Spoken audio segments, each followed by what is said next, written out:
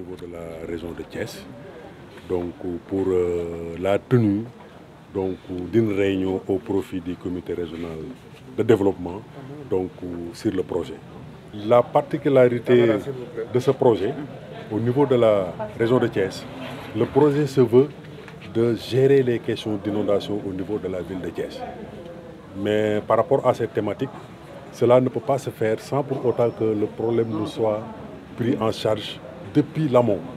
Donc ce qui fait aujourd'hui que certaines communes qui se situent au niveau du plateau de Thiès sont pratiquement impliquées dans le processus pour une question de gestion des inondations au niveau de la ville de Thiès. La valorisation de cette eau passera nécessairement par le développement d'activités au profit des communautés, à travers le développement de l'arboriculture, le maraîchage et ensuite même la reconstitution pour pouvoir l'utiliser à d'autres fins. Maintenant, le projet est financé par le Fonds mondial pour l'environnement à travers deux entités de mise en œuvre que sont le PNUD et l'ICN. Donc la mairie de Thiès était engagée dans le cadre de la formulation de ce projet, ce qui justifie aujourd'hui leur présence au niveau de cette rencontre. Le projet se décline en 4 composantes principales. La première se veut de mettre en place des organes de gouvernance pour pouvoir véritablement gérer les questions relatives au développement de ce projet en termes de participation, d'information, de formation et la gestion de la transparence à travers le développement d'un contrôle citoyen.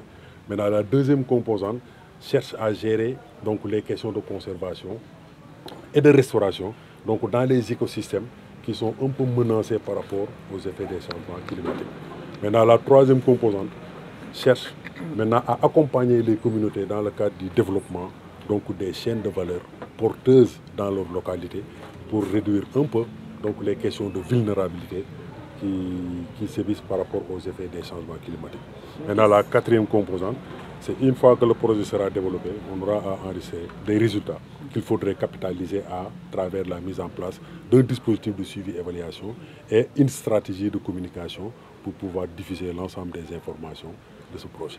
Tout projet, en tout cas, qui vient pour accompagner les communautés à avoir une stratégie d'adaptation basée sur les écosystèmes. En tout cas, les formations qui sont prévues seront faites sous forme de co-construction avec les communautés, ce qui traduit quand même l'engagement des collectivités territoriales qu'on a au niveau de la région de Thiès, notamment la ville de Thiès qui accompagne le projet dans le cadre de la lutte contre les inondations, car comme vous le savez, la ville malheureusement est un réceptacle pour les eaux pluviales. Il faudra en amont que des stratégies soient mises en place pour essayer de voir, en respectant bien évidemment la voie naturelle de ruissellement des eaux, comment faire pour que ces eaux-là, en tout cas, atténuent leur vitesse d'atterrissage au niveau de la ville. Au niveau des autres communes aussi qui sont concernées, à savoir la commune de Noto, la commune de Fanden et la commune de Morolan, on a là-bas quand même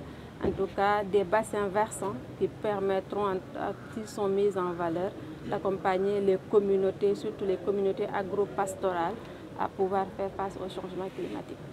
Comme je l'ai dit tout à l'heure, les caïcédras font partie du patrimoine de la ville de Thiès, pour ne pas dire de la région de Thiès. Il est de notre devoir de les préserver.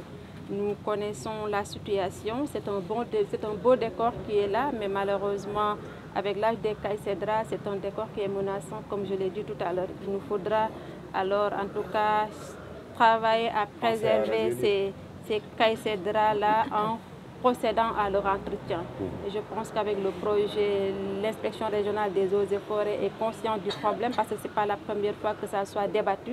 Nous pensons, avec leur accompagnement ainsi qu'une bonne coordination avec les collectivités territoriales, en tout cas, l'entretien de ces caïcédras-là sera de mise pour leur permettre, en tout cas, de retrouver une certaine jeunesse.